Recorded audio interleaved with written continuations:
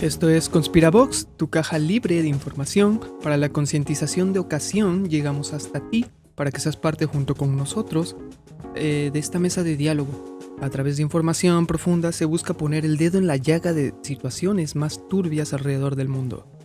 Mi nombre es Carlos de la Rosa y me acompaña mi amigo y compañero y socio en este programa, Alejandro Herrera, el cual ha dedicado parte de su vida a estudiar diversas cuestiones políticas globales, centralizándose a veces más en las mañas de los jesuitas, el gobierno americano, la supremacía blanca y el juego sucio de los oligarcas. Ha radicado un par de años en el extranjero y ha viajado a diferentes países. Hoy en día se encuentra trabajando en su primer libro. Alex, ¿abrimos la caja? ¿Qué tal, Carlos? ¿Cómo estás? Es un placer compartir esta cabina contigo y pues darle marcha a este proyecto que ya teníamos desde hace unas semanas, casi un mes, ¿no? Sí. Ya en varias veces hemos tenido diálogos así en reuniones y hemos dicho deberíamos hacer un podcast. Deberíamos hacer algo con toda esta información que pues se daba de ciertos diálogos con los amigos, con... Sí, era compartir lo que habíamos aprendido pues mientras no nos vimos y también pues muchas amistades me han pedido que hiciéramos algo, ¿no? Que saliéramos al aire para decir tal vez no una opinión concreta, pero pues damos un punto de vista un poco diferente a los medios comunes o medios masivos de comunicación, pues porque queremos aportar un granito de arena, pero que sea un poco diferente. Ok, perfecto, Alex, pues abrimos la caja.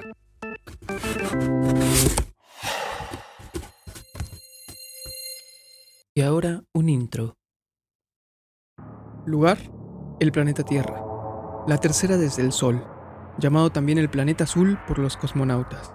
Azul por el hecho de que el 71% es compuesta de agua. El otro 29% es el cual actualmente se encuentra dividida en continentes: Asia, África, América del Norte, América del Sur, Antártida, Europa, Oceanía, los cuales hay actualmente 194 países soberanos. Países reconocidos por la ONU con autogobierno y completa independencia. Con gran número de religiones, lenguas y costumbres, pero con un gran problema en común. Más allá de todas esas culturas, donde el tiempo no ha pasado, aún nos integran a las sociedades, o lo que podríamos denominar modernas, aquellas que no han logrado su independencia y se encuentran subyugadas bajo las normas de otro país, o incluso se encuentran aún sin hallar en el mapa, pero de las que ya hablaremos luego. Lo que es importante mencionar de todas estas, es que de esto va este capítulo, es que para estos casi estimados 7.700 millones de personas que alberga ese 29% de masa continental de este planeta azul, la historia parece ser siempre la misma. En estos momentos, mientras tú escuchas este podcast en alguna parte del mundo, en alguna sociedad, país, con un nombre que ni sabíamos que existía, se está llevando a cabo un levantamiento nuevo de un nuevo pensamiento u orden político, orquestado la gran mayoría de veces por grupos secretos, que ya no son tan secretos, que suelen intervenir en las cuestiones políticas, religiosas y económicas de todo el país, pobre o lo que se denomina en desarrollo. Y eso por un lado. En otro extremo, casi juntos, no importa la distancia, se puede no estar levantando sino derrocando nuevas ideas políticas, sociales, religiosas que pongan en riesgo los planes de ciertos grupos, gobiernos o poderosas multinacionales. Y es que las personas siempre voltean a ver a los gobiernos, y los gobiernos lo que pueden, y la realidad es que pueden hacer muy poco. Con el paso de los años, solo hemos sido testigos del entierro de todas las soberanías nacionales. No hay soberanía alguna, y los poderes políticos no son puramente de nombre, son poderes ilusorios, que puede hacer un gobierno cualquiera contra las grandes multinacionales, o ante la mafia internacional del narcotráfico y el tráfico de armas. La realidad es que muy poco, porque tienen muchos acuerdos preestablecidos, y porque éstas se mantienen y sobreviven gracias a sus tolerancias, ya que perciben y reciben órdenes y tienen que cumplirlas. Hoy o hay diálogo o morimos.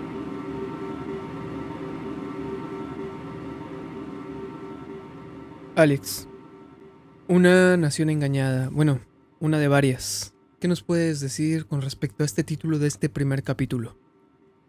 Bueno, entrando en materia, quisiera también poner en contexto la situación mexicana que se viene dando desde hace un siglo y medio prácticamente. Eh, Quiero notar dos puntos. Uno, el primero de un economista olvidado que se llamaba Henry George, en el que él se preguntaba que cómo era posible que una nación o una economía en desarrollo llegara a ser víctima de la inflación y de la devaluación, ¿no?, de su propia moneda. Él le llamó a este mal perniciosa fuerza trabajando, ¿no? Que pues son técnicas y favores políticos que utilizan ciertos sectores sociales para influir en los derechos de una nación. Y el segundo punto es que exactamente hace un siglo, el presidente en turno de Estados Unidos, que se llamaba Woodrow Wilson, habló de que existe un poder en algún lado, sutil, vigilante, entrelazado y completo, de quien nadie se atreve a decir su nombre, y que son prácticamente más grandes que todo el mercado internacional, ¿no? Entonces aquí vemos que existe una fuerza trabajando que es constante. Eh, y México no es la excepción. México ha sido alcanzado por esta fuerza hasta sus raíces. Es aquí donde nos encontramos con un personaje mítico que se llamaba Joseph Ratzinger. Él era un polaco exiliado, comunista, que llegó a México eh, por azares del destino o premeditado, como queremos creer aquí. Llegó a ser el encargado de los asuntos del presidente Plutarco Elías Calles. Además, él fue quien ayudó a Calles a llegar a la presidencia. El título que él tenía se dice en francés chargé d'affaires, que es el que está a cargo de los asuntos. Joseph Ratzinger fue el Dark Master o Maestro Oscuro del Club Bilderberg, que actualmente es un frente de multinacionales. Y también él es el ideólogo maestro de la Unión Europea, un proyecto que vino a culminar hasta los años 90. Entonces estamos viendo que un plan de una persona, tan temprano como 1910-1920, se ejecuta y termina un siglo después prácticamente.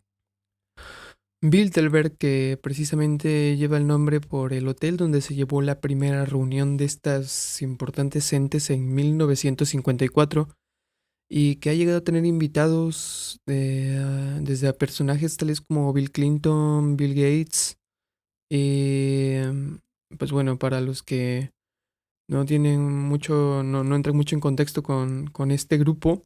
Bilderberg es parte de las muchas sociedades, órdenes secretas que existen como Tulambril, Club Bullingdon, Skull and Bones, francmasones, la Orden Hermética de la Aurora Dorada, entre varios.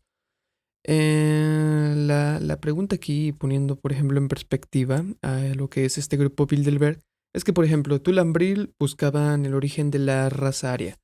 El Club Bullingdon, libertinaje, alteración al orden social. Skull and Bones creo que tenían incluso hasta principios nazis. ¿Cuál es su esencia? Bilderberg, a través de sus multinacionales, defienden el mercado sobre todas las cosas.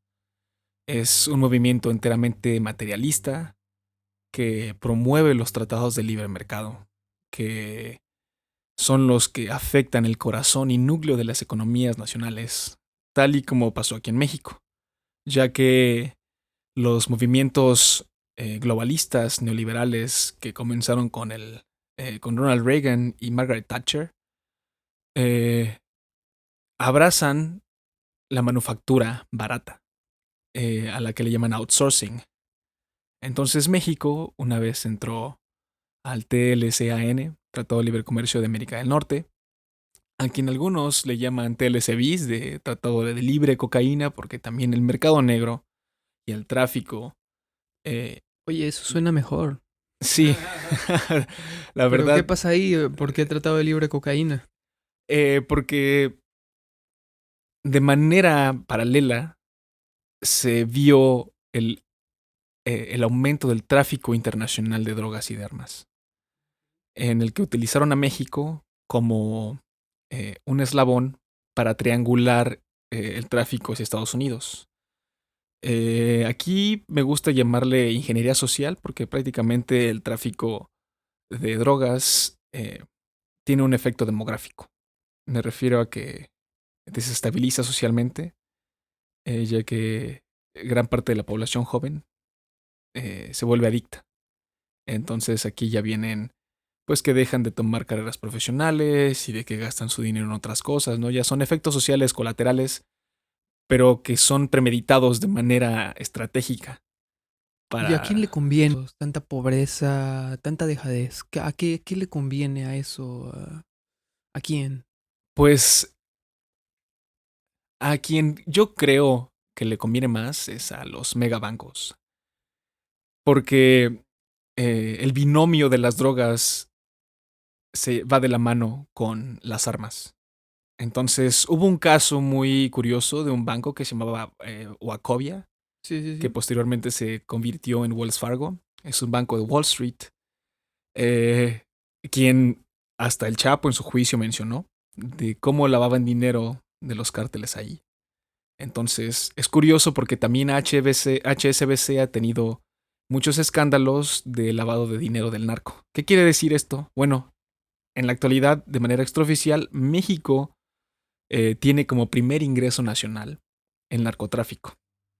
Prácticamente el narcotráfico y las remesas representan la primera economía nacional. ¿Qué quiere decir? Bueno, por un lado, eh, uno de los pilares económicos mexicanos es el dinero que ganan los inmigrantes en otro país, o sea, que estamos importando dinero, no lo estamos generando. Y en segunda, que el que se genera es a través del mercado negro, eh, a través de los bancos. Entonces, prácticamente los narcos pagan impuestos también, no pueden salvarse de ello, así que esta fuerza, este poder, también va más allá del narcotráfico. Quiere decir que lo controla. Ya sabemos que la CIA y la DEA están involucrados desde el núcleo en el tráfico de armas. Hay fotos hasta de marinos americanos en Afganistán en los campos de opio que se importa a México y se exporta a Estados Unidos. No es ningún secreto, nada más que son temas un poco delicados también. Para todos los que nos están escuchando en este momento, se darán cuenta que hoy en día la influencia del narcotráfico es más que notoria y sus beneficios para el desarrollo y para que fluya y avance la economía también pega bastante y es por eso que pues no se puede erradicar, no se puede eliminar y no se puede uno meter con ella directamente porque se cae una pata de la economía de todo un país. Nos estamos dando cuenta que hoy en día el efecto al menos Chapo Guzmán eran alrededor de 450.000 empleos dentro de esa cártel, esa gran comunidad de trabajo, si lo podemos llamar de alguna forma. Entonces, ¿qué haces contra eso? ¿Qué haces contra una, un grupo de personas, una comunidad que está planeada muy bien, tanto armamentísticamente, tanto económicamente, tanto, por eso no da gratis se le llama el crimen organizado. Exactamente. También el concepto de narcotráfico es de discurso oficial. Como paréntesis quisiera recomendar un libro extraordinario que se llama Los cárteles no existen, de Osvaldo Zavala. Él es un periodista mexicano quien describe cómo el concepto de narcotráfico y de cártel es del discurso oficial de la clase política mexicana. Porque vemos aquí que existe una correlación entre los políticos y el cártel. ¿A qué quiero llegar? Sabemos que han habido gobernadores, presidentes que tienen conexiones con el narco, como Felipe Calderón. Por ello, Genaro García Luna y él están detrás del llamado movimiento de tráfico de armas rápido y furioso. Muy Así que controvertido, por cierto, y hoy en día que ya está regresando a las mesas de análisis para encontrar culpables y que vuelen cabezas, que es lo que... exactamente, aquí ellos cometieron varios errores, sin duda, y pues de alguna manera también dentro de esos círculos criminales intentan limpiarlos, porque hay personas que pues cometen errores, en el caso de García Luna y Felipe Calderón. Entonces, pues más que el concepto de cártel regional, como que cártel del Golfo, cártel de los Zetas, nueva generación, son, mejor dicho, estrategias políticas para poder diferenciar y regionalizar los territorios. Esto no quiere decir que no haya tráfico ni narcotráfico, sino que en lugar de ver a los cárteles como ejércitos paramilitares que de manera caprichosa consiguen armas de ensueño mejores que la milicia mexicana y que puedan llegar a transportar a través de fronteras internacionales ultramente cuidadas por capricho, es un poco difícil de creer. Ya que cómo puede ser que transporten toneladas diarias, que tengan maquinaria de primera para poder construir túneles, ¿no? Y cantidades exorbitantes de dinero para poder sobornar. Aquí entonces estamos viendo que existe una dualidad, ¿no? Es gobierno, deep state, que le llaman estado profundo, combinado con estos criminales que no pertenecen necesariamente a la clase política, pero que son utilizados pues para llegar a cumplir estos fines. Sí, es importante resaltar el cómo las sociedades aún se siguen quejando con los gobiernos actuales sobre el narcotráfico y ciertas cuestiones que pues si se ponen a analizar las mil y un cosas que hay detrás de todo esto, uno empieza a entender poco a poco las piezas de este rompecabezas y el por qué a veces las cosas son así. Sin embargo, no siempre ha sido de la misma manera. No todo son balazos, droga, armas. Ha habido cosas que, por ejemplo, han sido... ha habido traiciones a la nación, a la manera que más se le ha traicionado y se le ha perjudicado directamente ha sido pues con una pluma y con tinta a través de tratados que pues precisamente pusieron en riesgo el desarrollo del país hasta su fecha, porque a pesar de que fueron limitados, todo eso pues empezó a desencadenar algo que hoy en día pues ya es difícil de frenar. A este tipo de crisis me gusta llamarle crisis multidimensional. Es un concepto que obtuve de algunos autores. Entonces, pues nos retomamos, regresamos a hace 100 años, ¿no? A este personaje mítico de Joseph Ratzinger, quien, como dijimos, prácticamente posicionó a Plutarco Elías Calles en el poder. Plutarco Elías Calles era el jefe máximo, por eso se le conoció a esa época mexicana como el Maximato. Quien posteriormente su apadrinado, Lázaro Cárdenas, llegó a nacionalizar el petróleo. En esos tiempos, post-revolución mexicana, el gobierno estadounidense no reconocía a México como nación. De esta manera, México se vio obligado a firmar ciertos tratados. Dentro de ellos fueron los tratados de Bucareli, que permanecen en secrecía actualmente. Hay algunos sitios en internet que dicen que no son tan secretos, pero lo único que se pueden ver son como unos 20 artículos de toda una nueva constitución prácticamente en la que se limitó a México. O sea, no está completa, no se puede... No está no puede completa uno aún, analizarlo completamente. no está disponible.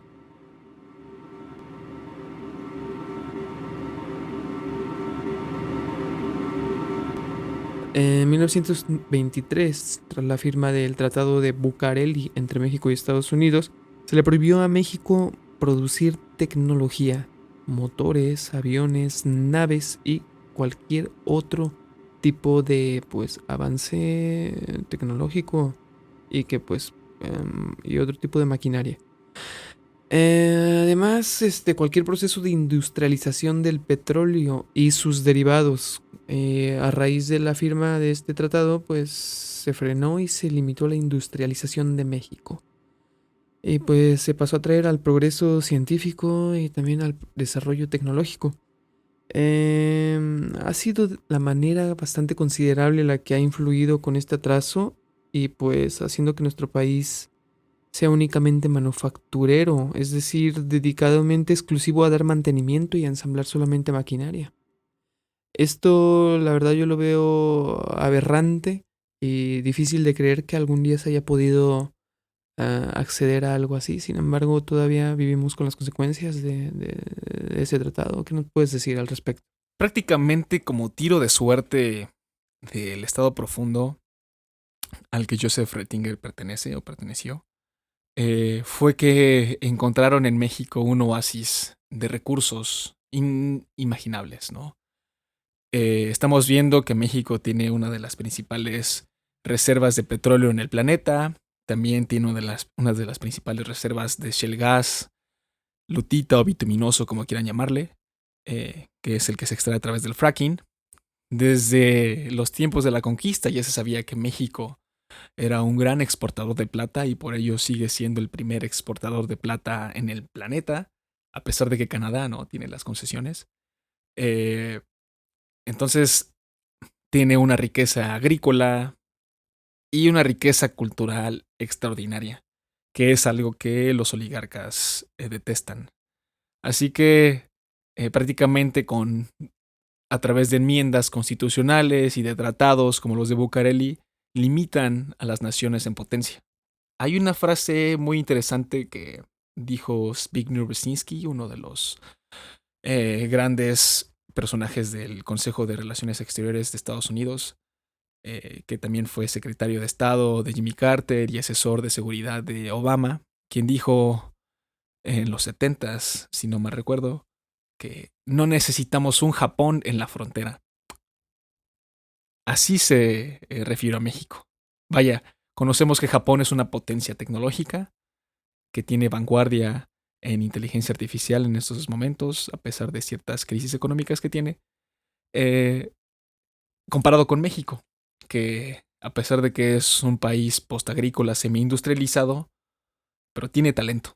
Vemos que salen de la UNAM, del Poli, del TEC, increíbles científicos y los centros de investigación del país han llegado a descubrir y a postular tesis académicas fuertes, pero son llevados y reclutados en otros países. Entonces México tiene esa limitante, de que no puede desarrollarse por completo, pero por cuestiones geopolíticas, no porque un partido o una persona no quiera firmar un tratado.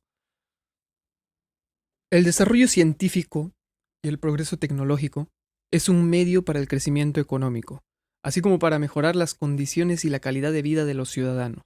La carencia y la restricción de los recursos económicos hace que en el país haya, lo que bien dices, una fuga de cerebros, con lo que conlleva a ser un país codependiente de la tecnología de otros países y tener un rezago educativo y tecnológico.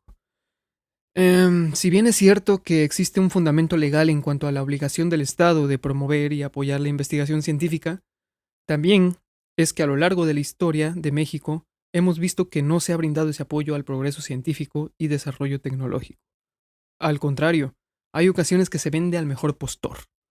En el peor de los casos, le damos la espalda y dejamos ir el talento y la innovación. Pero pues hay que revisar la historia, ¿no? Por ejemplo, en los tratados de Bucareli yo tengo entendido que terminaron en 1973, que duraron de 1923 a 1973. Por 50 años estuvimos subyugados a no desarrollar tecnología, pero lo que yo me pregunto es, son 50 años. A partir de eso, ¿qué es lo que nos ha limitado? O sea, nos costó de plano esos 50 años o esos que nos dejamos pasar, que nos siguen repercutiendo todavía en la actualidad, porque hay un artículo que estuve más o menos me encontré con respecto a que México precisamente tiene 100 años de atraso tecnológico. Y eso un artículo de la UNAM que por ahí del 2009, 2008 menciona eso, lo cual el tratado, pues se supone que ya estamos libres de él. Pero ¿por qué seguimos todavía siendo un país que pues no tiene control bajo su propio futuro? Dependemos todavía de otros países, codependencia tecnológica, económica y de todo, de hecho ya no solamente educativa hasta a veces. No me sorprende mucho en el aspecto de que, por ejemplo, cualquiera que sepa lo que en algún momento intentó hacer el socialismo en la Unión Soviética, que cada vez iba apoderando de más naciones para hacerse cada vez más grande. No me sorprende que Estados Unidos lo haga hoy en día queriendo unir naciones tan grandes, así como en territorio, como podía ser México, Canadá y Estados Unidos juntos. Obvio aquí quién mandaría, que sería Estados Unidos, ¿no? La que pondría las condiciones. Por lo cual, si la Unión Soviética lo intentó hacer en su momento de querer expandirse y expandir sus ideas cada vez, no me sorprende que seamos una pequeña isla o un satélite de Estados Unidos. No me sorprende que México sea una extensión ya y por debajo de la mesa esté planeado que sea así.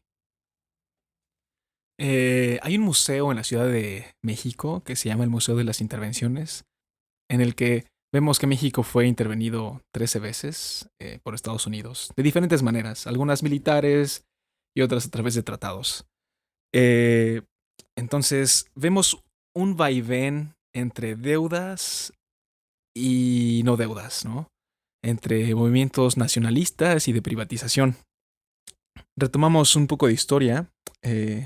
Existió un embajador de Estados Unidos que se llamaba Dwight Morrow, que era socio del banquero JP Morgan Chase, que es un miembro de la Reserva Federal, el banco central más importante del planeta, quien alivió las tensiones que generó la rebelión cristera, que era un movimiento de enfoque laboral disfrazado de anticatolicismo, que se aseguró del pago de la deuda externa de la Reserva Federal. Entonces, aquí estamos viendo oficialmente, ahora ya reveladas, sesiones en secreto entre ambas embajadas mexicoamericanas para poder nacionalizar el petróleo,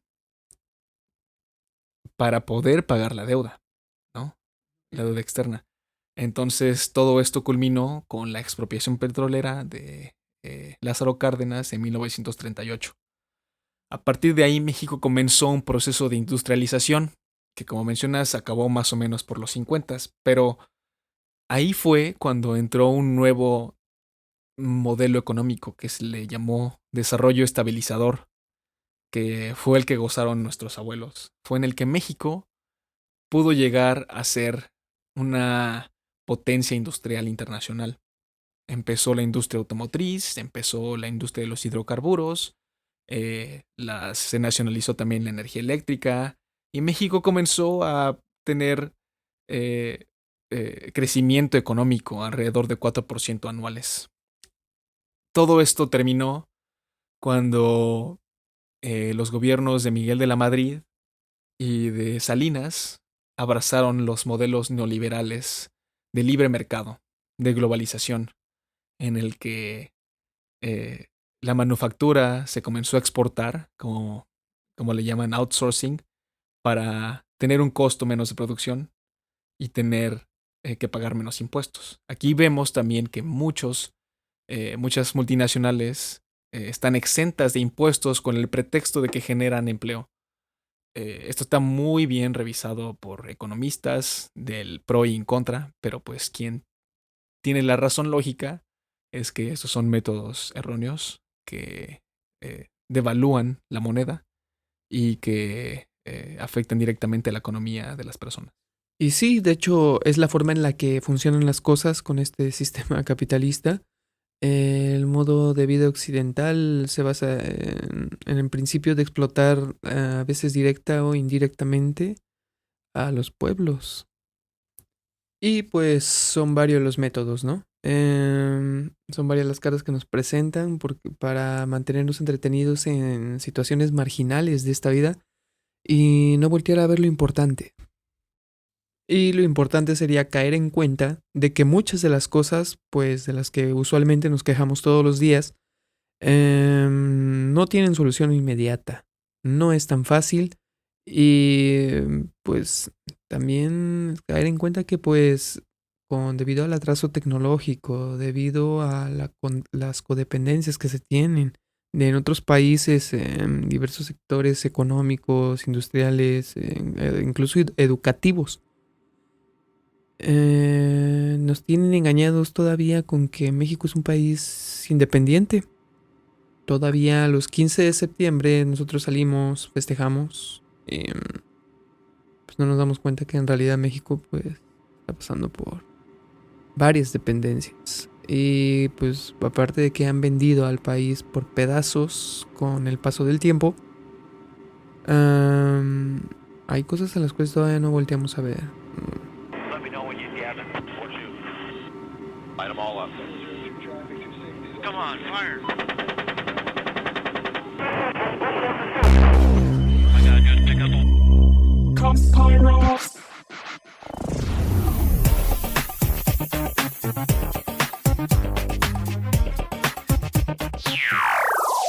Pero ese no es el caso. Los árabes se han llevado millones de dólares de este país y ahora tienen que reponerlos. Es el flujo y reflujo, es el ritmo de las mareas, es un equilibrio ecológico. Usted es un viejo que solo piensa en términos de naciones y pueblos. No existen naciones, no existen pueblos, no hay rusos, no hay árabes, no existen terceros mundos ni Occidente. Existe únicamente un gran sistema de sistemas, un vasto y salvaje entretejido, intercalado, multivariable, multinacional dominio de dólares. Petrodólares, electrodólares, multidólares, marcos, yens, libras, francos y rublos. Es el sistema internacional monetario que determina la totalidad de la vida en este planeta. Ese es el orden natural de las cosas de hoy día. Esa es la estructura atómica y subatómica y universal que configura las cosas de hoy día. Y usted se ha entrometido con las fuerzas primitivas de la naturaleza. Y usted debe repararlo. ¿Me entiende usted, señor Bill? Usted aparece en su pequeña pantalla de 21 pulgadas y grita sobre América y la democracia. No existe América.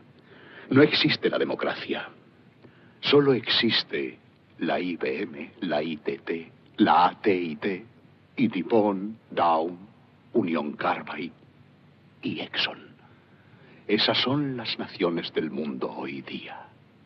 ¿De qué hablan los rusos en sus consejos de Estado? ¿De Karl Marx? No, de sistemas de programación lineal. De teorías sobre estadística, de problemas económicos, y computan costos de sus transacciones e inversiones, como hacemos nosotros. Ya no vivimos en un mundo de naciones e ideologías, señor Bill. El mundo es un colegio de corporaciones, inexorablemente dirigido por los estatutos inmutables de los negocios. El mundo es un negocio, señor Bill. Lo ha sido desde que el hombre salió arrastrándose del barro. Y nuestros hijos vivirán, señor Bill, para ver eso. Un mundo perfecto en el que no habrá guerra ni hambre, presión ni brutalidad.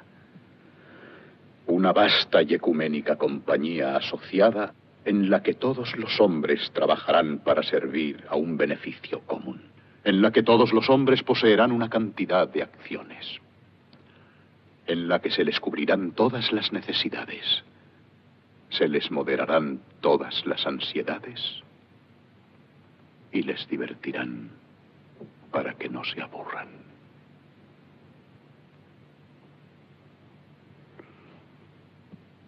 le he elegido a usted, señor Bill, para predicar este evangelio.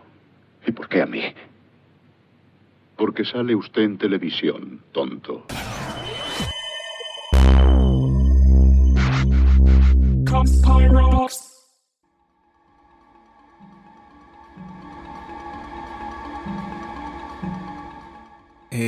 Hemos notado que deliberadamente se ha forzado a México a tener una codependencia, por un lado, de los inmigrantes que tuvieron la necesidad de salir del país para obtener una libertad económica que en México parecía imposible. Del otro lado, en la nueva administración, estamos viendo ahora un apoyo a la clase vulnerable, ¿no? Que en las consultas lo dividen en dos, ¿no? Unos dicen que la pobreza normal asciende a 56% y la pobreza extrema a 26%, ¿no? Pero en realidad, si lo sumamos, es 82% de la población mexicana que es vulnerable, que vive con menos de $1 al día, que prácticamente carece de esa libertad económica, ¿no? Aparte de eso, entonces ya tenemos dos, ¿no? Dependemos del ingreso de los inmigrantes de otro país y dependemos del subsidio de la ayuda de estos programas de gobierno. Una de las consecuencias principales de esta pobreza generada es que lamentablemente esta clase vulnerable ocupa las primeras filas del narcotráfico, ya que pues no tienen nada que perder, no es dinero fácil y pues como también han sufrido tal vez pérdidas en estos daños colaterales, pues también emocionalmente muchas veces se ven obligados, ¿no?, a participar. Esos son como 3 pedacitos, ¿no? Pero también viene el forcejeo de entrar a tratados que cobran aranceles, ¿no? Entonces, México, el primer socio comercial que tiene Estados Unidos. Prácticamente Nuestro vecino, nuestro hermano, el cual, como bien lo dicen, entre hermanos a veces se roban, se pelean, se hacen chingaderas así con... Exactamente, entonces hemos notado que en los últimos 30 años en el que se abrazó este modelo neoliberal, se privatizaron las más de 750 compañías estatales que tenía México. Claro que existen beneficios de tener compañías estatales, mientras tanto no exista corrupción dentro de la burocracia, ¿no? El hecho de que existan sindicatos también es algo muy bueno, pero estamos viendo que entonces México, su presupuesto nacional, que antes obtenía de Pemex y del turismo y de las remesas, ahora lo ocupa nada más el narco y las remesas. El turismo genera muy poco, muy poco. Estamos hablando de que el petróleo generaba 128 a 130 mil millones de dólares. O sea, 130 con 12 ceros. Esas son cantidades inimaginables, exorbitantes. Podemos hacer una pequeña comparación. Solo una empresa de Silicon Valley, de Estados Unidos, la que quieras, Amazon, por ejemplo. Amazon vale exactamente lo mismo que el Producto Interno Bruto mexicano. 3 trillones de dólares. Estamos hablando de una empresa de Silicon Valley de aproximadamente 6. El famoso GAFAT, Google, Apple, Facebook, Amazon, Twitter y Microsoft, que son las principales, ¿no? Una sola de ellas equivale a lo que es México. Son 6. Ahora, hay 6 Méxicos solo en una región de Estados Unidos. Es por eso que pesa mucho nuestro queridísimo vecino del norte, a quien, al menos de manera personal, me gustaría que hubiera una reconciliación de pueblos. Tal vez de la clase política sea difícil, pero he tenido la oportunidad de convivir muchos años con americanos, también de la clase alta. ¿Has estado residiendo allá? He residido allá también y voy prácticamente cada año y convivo con personas latinas, inmigrantes, tengo familia que también ya son ciudadanos, hay comunidades latinas a las que he ido, pero también me he dado la oportunidad de conocer a la clase anglosajona, a los llamados WASP, White Anglo-Saxon Protestant, ¿no? Que son eh, prácticamente los puritanos que llegaron a Estados Unidos y que su descendencia pues formó esta gran nación, lo tengo que admitir. Y son personas como nosotros que también buscan trabajar y un bien común, que también a veces no se dan cuenta que son víctimas de su propio gobierno. Hay unos que ya están un poco más despiertos y otros que no, pero sí existe el camino a esa reconciliación social al menos, en la que dejemos de lado nuestras diferencias, porque ambos países somos víctimas del mismo estado profundo. Como mencionábamos hace un momento, la Reserva Federal es el banco central más importante del planeta, ya que es ahí donde se hacen estos movimientos sucios, medio truculentos, a los que le llaman facilidades cuantitativas, quantitative easing, que es prácticamente la impresión de dinero, así se le llama en el movimiento financierista de manera sofisticada, a inflar la moneda, quantitative easing, y hedge funds, que son los fondos de cobertura de riesgo, que son los intereses sobre intereses para poder asegurar el comercio internacional, que ascienden a 600% del Producto Interno Bruto planetario. ¿Qué quiere decir esto? Que el planeta, en términos nominales de dólares, se le debe a la Reserva Federal 600% del planeta, en dólares, ¿no? Entonces, ¿de qué se trata? Es algo muy denso. Me parece que el dólar es la moneda de reserva internacional, ¿no? Sí, bueno, prácticamente el dólar llegó a ser la moneda internacional porque Estados Unidos ganó la guerra. Y es por eso, y tal vez no venga mucho al caso en este capítulo, sin embargo, pues se da uno cuenta el cómo, por qué, si Estados Unidos cae, varios caen. Yo tenía este término fusilado de un profesor que sigo, que Estados Unidos es ese dragón herido, ¿no? Y Carlos me dijo, no, China también es el dragón. Y sí, el dragón rojo, ¿no? Pero pongamos que Estados Unidos es un león herido por su fuerza, ¿no? Aunque esté herido puede dar un golpe fuerte que te puede herir, ¿no? Estados Unidos no puede caer. No se va solo. Porque si cae se va con muchos. Sí, Y sí, México...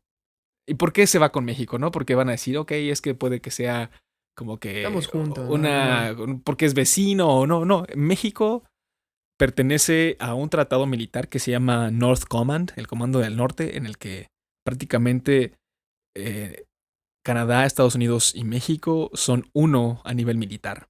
Digamos que es un homónimo del NAFTA, ¿no? O de la OTAN, perdón, de la OTAN, que es este tratado militar del Atlántico Norte, en el que están varios países de Europa con Estados Unidos, ¿no? De Occidente. Ahora México pertenece a este sistema, North Command, lo pueden googlear, hay muchos artículos al respecto. También México pertenece a la integración de seguridad energética de América del Norte, que es prosperidad en los hidrocarburos. O sea, para Estados Unidos, los hidrocarburos son asuntos de seguridad nacional. Todo lo contrario a México, por eso es que México los cedió prácticamente. También México pertenece ahora al TEMEC, que es una extensión del Tratado de Libre Comercio. Así que, bueno, hablamos de soberanías, ¿no? Al inicio del país. Hablamos de que No México existen. tiene cierto poder sobre instituciones internas. Con esta nueva administración, al menos yo no estoy tan en contra, y esto es nada más una opinión personal, pues porque es la primera vez en la historia de México que se toma en cuenta a la clase vulnerable, ya que ellos son los que en verdad han sufrido más, porque el agro mexicano acabó, terminó herido por completo, herido de muerte, no existe una producción de campo mexicana como tal. Se han dado casos en el que ya se importa maíz y frijol. México también es una nación balcanizada. Vemos que Tabasco, Oaxaca, Chiapas tienen crecimientos negativos. ¿Qué es balcanizado? Para todos los que nos están escuchando. Balcanización es un concepto que comenzó cuando se dividió Yugoslavia, los llamados Balcanes de allá. Prácticamente es una nación que se divide en muchas, ¿no? O sea, Sí, sí, sí. Yugoslavia pues se dividió en Kosovo, en Bosnia, en Serbia, bla, bla. No, ni se diga la Unión Soviética. Ándale, digamos que la Unión Soviética mi gran y querida Unión se Soviética. balcanizó. Que para dejarlo en claro, la desintegración de la Unión Soviética fue uno de los sucesos más duros geopolíticos del siglo XX. Yo voy con mi Unión Soviética de toda la vida porque realmente le llevaban 20 años de tecnología a lo que eran los gringos. Ellos sí, de verdad, lograron bastante y tenían una ideología cosmológica bastante interesante. Que pues eso ya son más cuestiones personales, ¿no?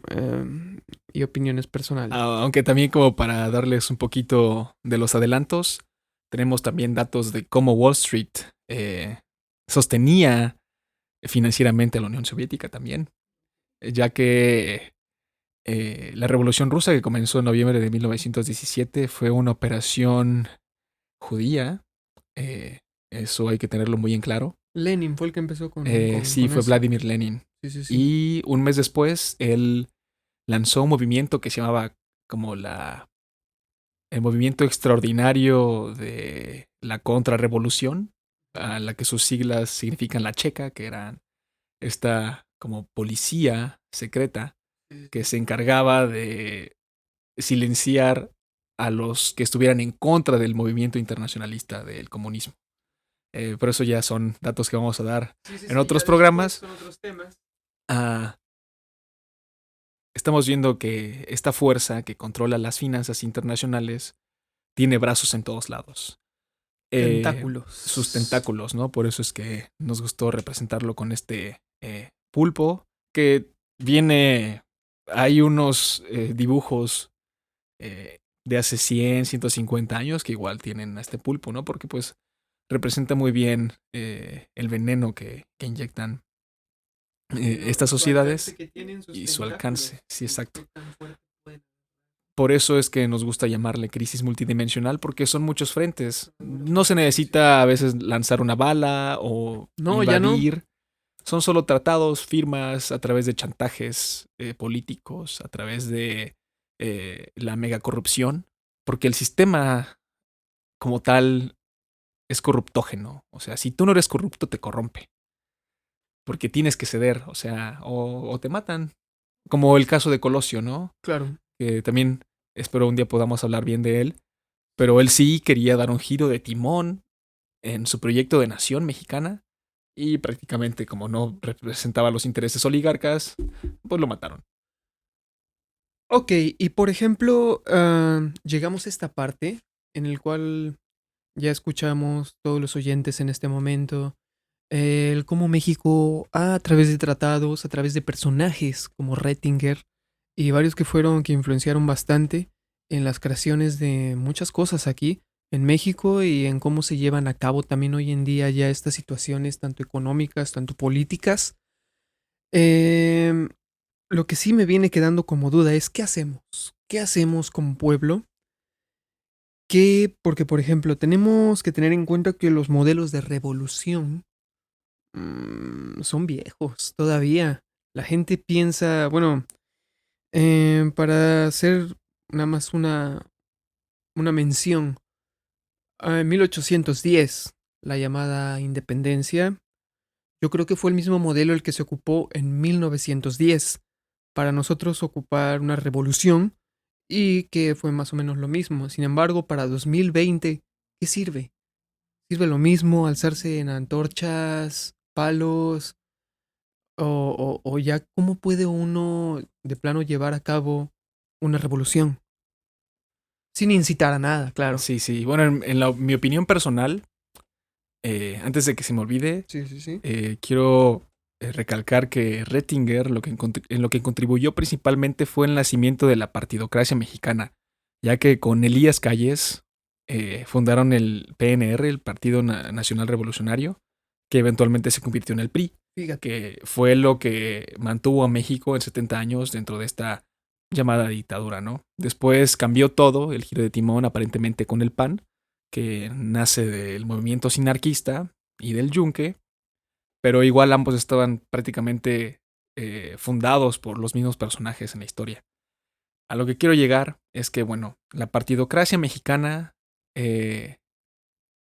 representada por el IFE y ahora el INE, son las mismas familias, ¿no?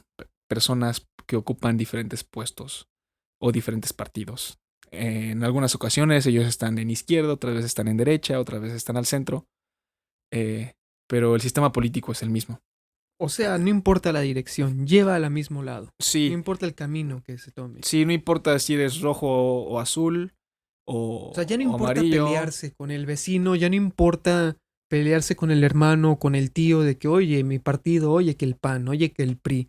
O sea, al final, No quiero sonar pesimista, pero en realidad tenemos que repensar los nuevos fundamentos de un nuevo cogobierno, en el que al menos lo que yo he investigado, tenemos que fundar un cogobierno ciudadano, tal vez a través de las redes sociales, que sin duda están controladas y están censuradas, pero hemos visto que ayudan, en primera, a detectar la corrupción de inmediato, ya que la podemos hacer pública. Entonces, con este tipo de presión nosotros podemos ejercer, podemos hacer que se hagan valer nuestros derechos de manera más rápida. Estamos viendo que es un panorama un poco oscuro si lo quieres ver desde este lado de conspiración, en el que si ya todo está perdido y si ya todo está dentro de las manos de los oligarcas, ¿no? ¿Qué podemos hacer? Pero no del todo, todavía tenemos garantías, tenemos derechos y una de las cosas que sí es válido es el voto, porque a pesar de que las elecciones están arregladas y a pesar de que hay robos electorales y fallos del sistema, de alguna manera podemos hacerles la vida un poco de cuadritos y votar para que ellos se enreden más o gasten más dinero o no, o sea, ¿qué me estás diciendo? ¿Me estás diciendo que el voto al final sí sirve que el voto molestar sí al sirve para gobierno? incomodar y sin duda Alfredo Jalife reveló ¿Quién que es Alfredo tienen un Jalife? algoritmo. Alfredo Jalife es un profesor doctor de la UNAM. Es uno de los pocos premios Nobel que hay aquí en el país. Ok. La verdad, Está respetable. informado, digamos. Es muy informado, es un analista geopolítico y la verdad yo recomiendo que todos nuestros escuchas lo busquen. Tiene sus canales en YouTube y es autor de innumerables libros. Yo creo que uno lo va a entender más en sus libros que en sus conferencias, pero sus últimos libros están buenísimos. El último que hizo es El Desorden Global. Tiene uno que se llama La Desglobalización, el trompismo y el supremacismo blanco y la palestinización de los mexicanos, que es algo muy importante que tenemos que notar también. El lado oscuro de la globalización, él fue uno de los principales defensores del petróleo mexicano. El libro que me gustó mucho se llama Muerte de Pemex, Suicidio de México, en el que él habla de todos esos datos que mencioné sobre cuánto dinero genera el país y que si era viable o no la reforma energética. Porque el pretexto de la reforma energética era que no había presupuesto, ¿no? Y Sí. que México no tenía la posibilidad de hacerlo cuando tenía dinero de sobra. O sea, la ironía es la mentira de ahí. O sea, que nos dicen que no podemos cuando nosotros fuimos los que le enseñamos a Brasil, por ejemplo. Petrobras venía al Politécnico Nacional a tomar clases de cómo tener una empresa petrolera exitosa. Porque Pemex fue un ejemplo a seguir internacionalmente. No por algo llegó a ser la número 13 a nivel mundial. Que fue desmantelada y Por que Peñita nosotros, y por Videgaray, sí, ¿no? por Peña, Videgaray, por Calderón, por Fox. Desde ya hace tiempo y las personas piensan que es algo nuevo y que No, todo eso no. ya viene siendo un proceso de... Sí, o sea, prácticamente vemos que este embajador americano, Dwight Morrow, en esas sesiones secretas entre México y Washington, llevaron a la nacionalización del petróleo para asegurar el pago de la deuda. Ahora nosotros ya podemos pagar los intereses de la deuda sin la necesidad del petróleo. Es por eso que ahora la reforma energética privatizó, y ¿quién ganó? Pues las multinacionales, que son ExxonMobil, Chevron Gas, Shell Gas, BP, que prácticamente son los principales inversores de Wall Street, ¿no? Entonces, aquí quien ganó es Wall Street, los globalistas, los oligarcas.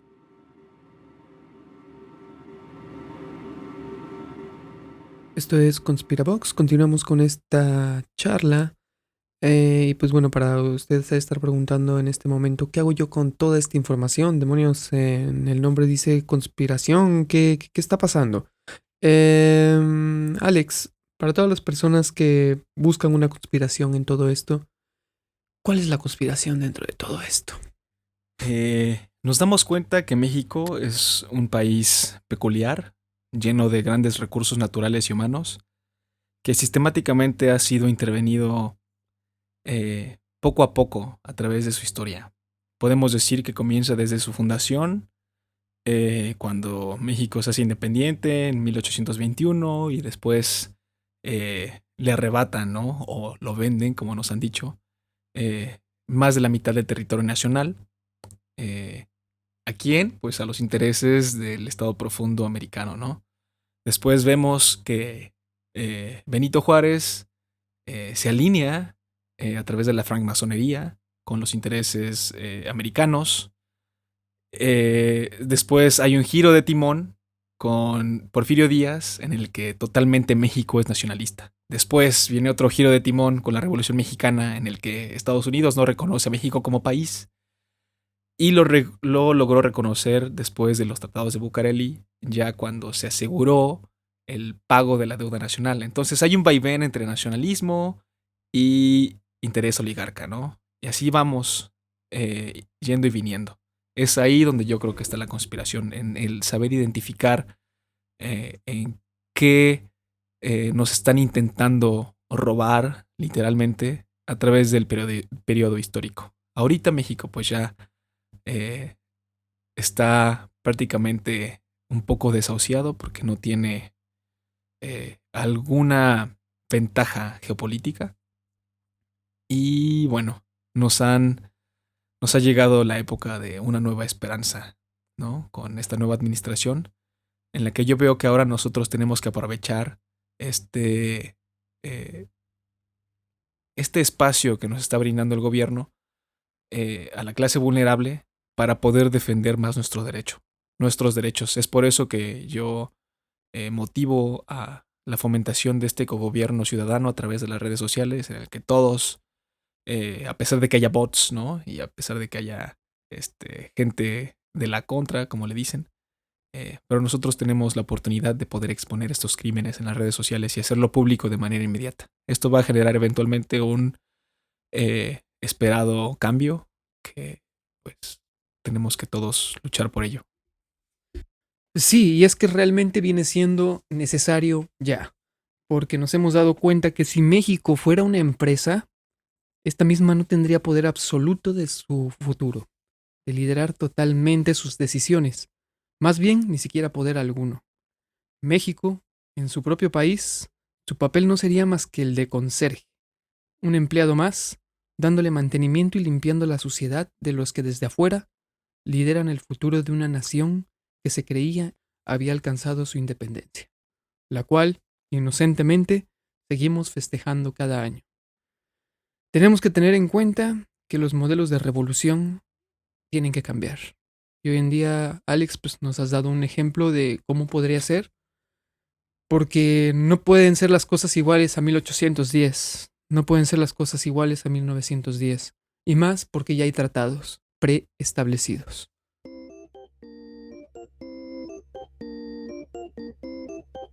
Pues llegamos al final, Alex, de este programa. Así que pues no olviden seguirnos en nuestras redes sociales a través de Spotify, YouTube, Facebook, que son las que por el momento vamos a manejar. En el todo caso de que lleguemos a otros tipos de plataformas, estaremos anunciándoles. Alex, nos vamos. ¿Alguna conclusión que quieras dar para todo el público? Quiero darles las gracias por habernos escuchado este primer programa. Es un proyecto que lo hacemos de todo corazón. Carlos y yo nos estamos esforzando para traer información buena e interesante. Les adelantamos que el próximo episodio va a ser sobre el COVID. Arma o accidente. Así es, ¿quién infectó a quién? Muchos de los que se están preguntando ahora, porque es un tema general, el que la gente piensa que esto es un arma y que obedece a una agenda por ahí política. ¿Será? ¿Será? Sin embargo, tenemos ahí también información bastante interesante. ¿Será que en realidad este virus viene de una nueva potencia que no conocemos? Espero y esté con nosotros el próximo capítulo, en el cual estaremos hablando de esto, porque realmente es bastante curioso. Y tiene puntadas bastante interesantes que puede ser que usted no lo sabía. Así que síganos en nuestras redes sociales y apóyenos para que sigamos haciendo este tipo de material para ustedes. Esto es Conspiravox, tu caja libre de información para la concientización de ocasión.